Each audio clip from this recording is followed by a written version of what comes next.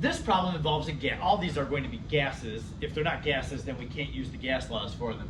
A sample of krypton, one of the noble gases, is contained in a 200 ml syringe, that's a volume, at 25 degrees Celsius, that's a temperature, and 120 kilopascals of pressure. So we've got a initial volume, temperature, and pressure.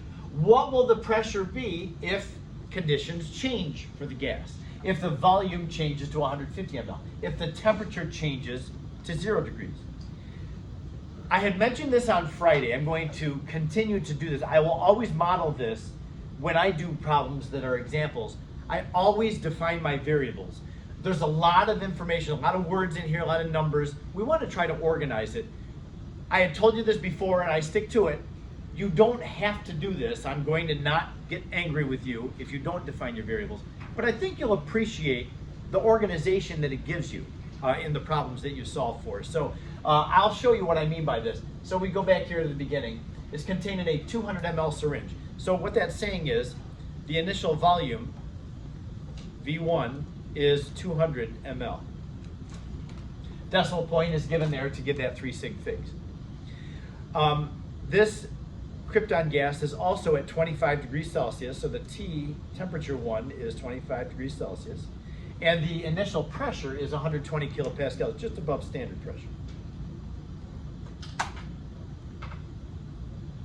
What will the pressure be? So this is what they're asking for. What is going to be the pressure at the end of this?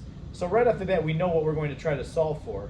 And I always just will put the unknown on my variables as with a question mark after. That's what I'm trying to find. So the gas is compressed to a new volume, 150 ml. V2 now is 150. And T2 is 0. So this gas is cooled off, like they stuck in a refrigerator or something, got it down to 0 degrees. Now there are 6 terms in this thing: a volume, temperature, and pressure at the beginning, a volume, temperature, and pressure at the end. The pressure at the end is unknown.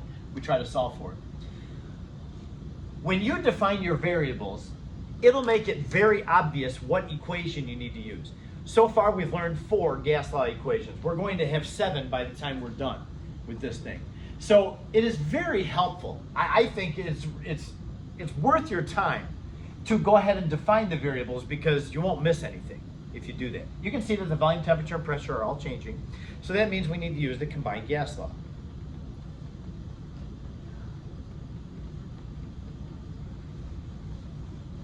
If, for instance, the pressure were constant, if that weren't changing, then you just leave the pressures out and it would be Charles' law, V1 over T1 equals V2 over T2. Or if it doesn't say anything about the pressure, then you know you just have volumes and temperatures and you use Charles. Okay, but this has all 3 of the variables changing. So we go ahead and put our numbers into it.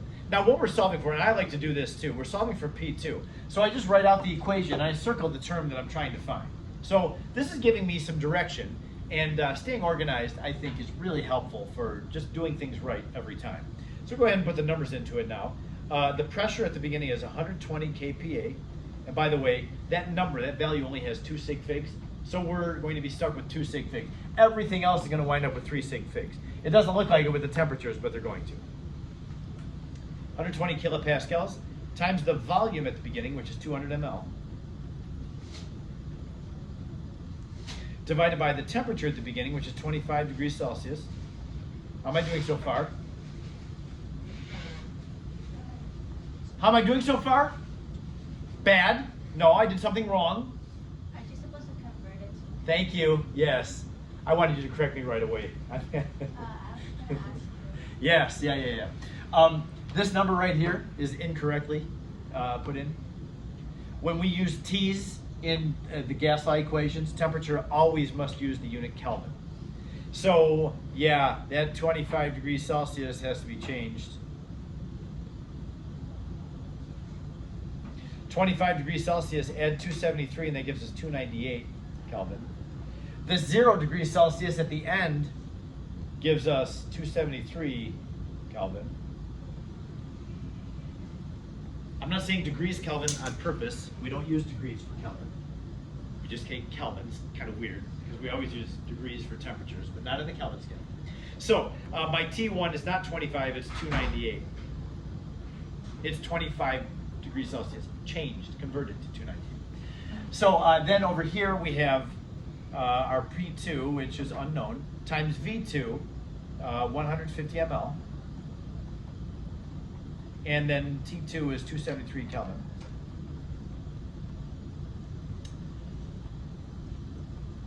Another thing that I'm trying to model, I think it's really helpful to you to put the units in as you enter your data in. But if you don't, I'm not going to get all red-faced and mad about that either. You're welcome to do things how you see fit. I'm trying to model good, organized problem solving, and if you just don't have time for writing the units in, then don't do it. And I won't get mad. Okay, so can we solve for the P2? You should be able to. Just isolate P2. Get an answer over here and then multiply out the 273 and divide out the 150 and you'll get P2 by itself. You could cross multiply if you want to and then solve for P2. However you like to do it algebraically. You go ahead and take a moment, see if you can calculate the new pressure. I will too. And we'll see if we get the same thing.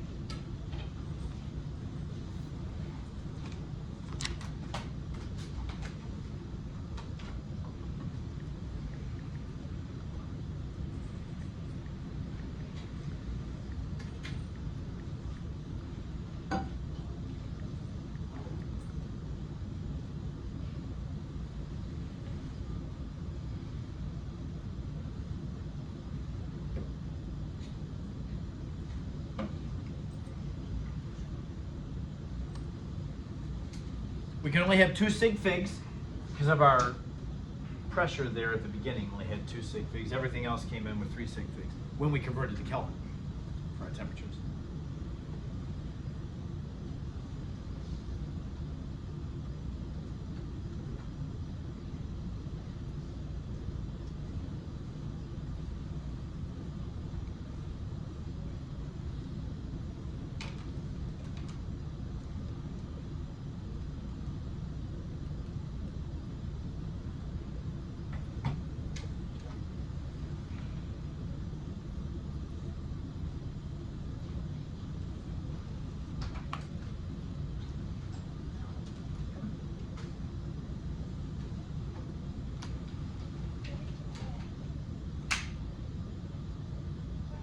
To 2 sig figs, did you get P2 equals 150 ml?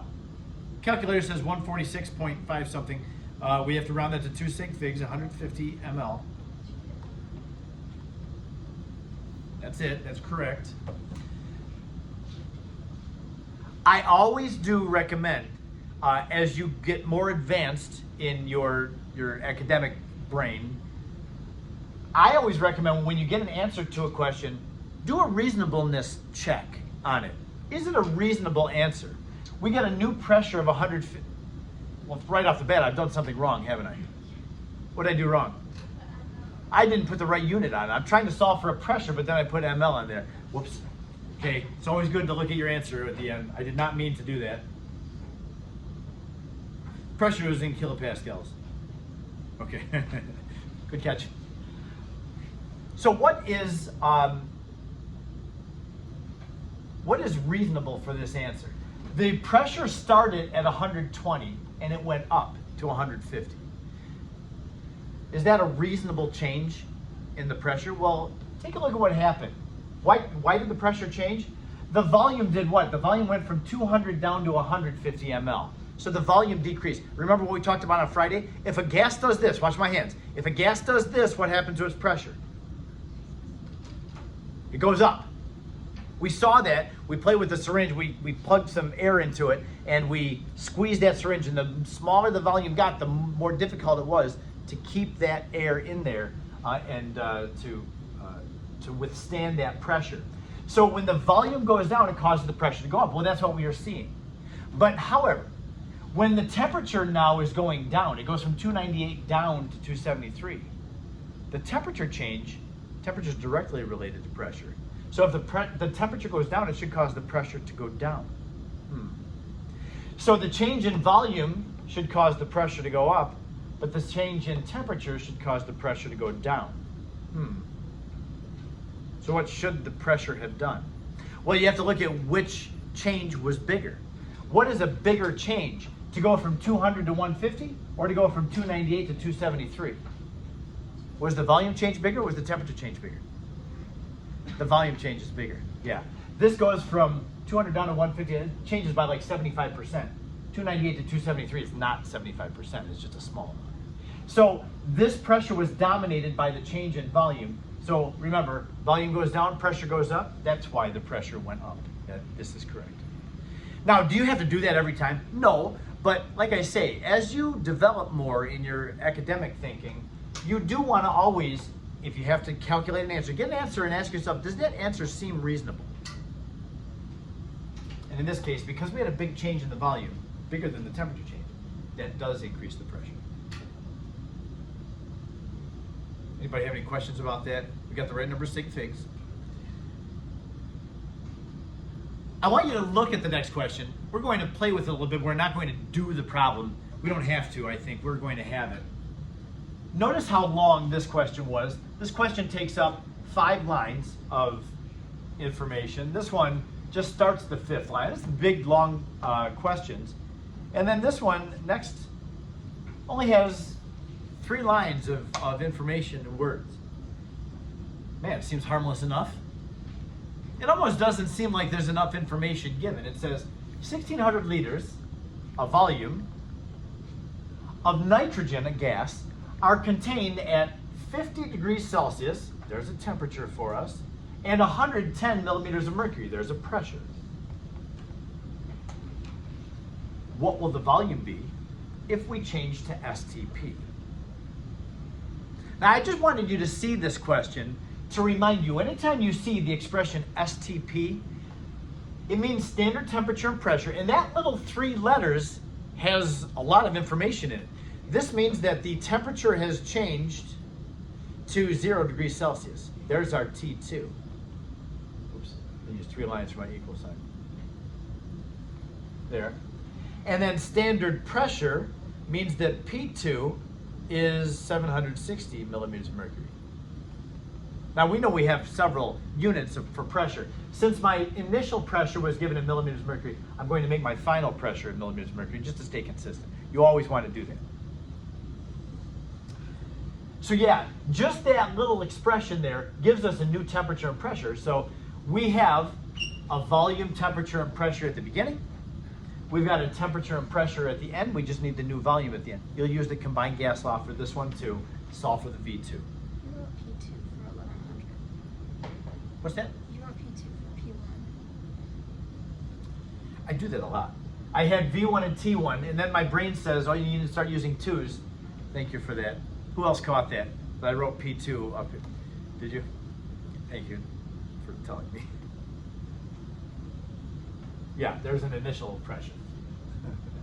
I do that a lot, and it's just bonehead move.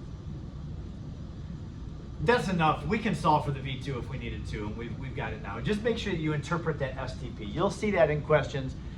So yeah, anytime you see STP, boom, 0 degrees Celsius, 1 atmosphere pressure, or whatever pressure unit that they gave you to use.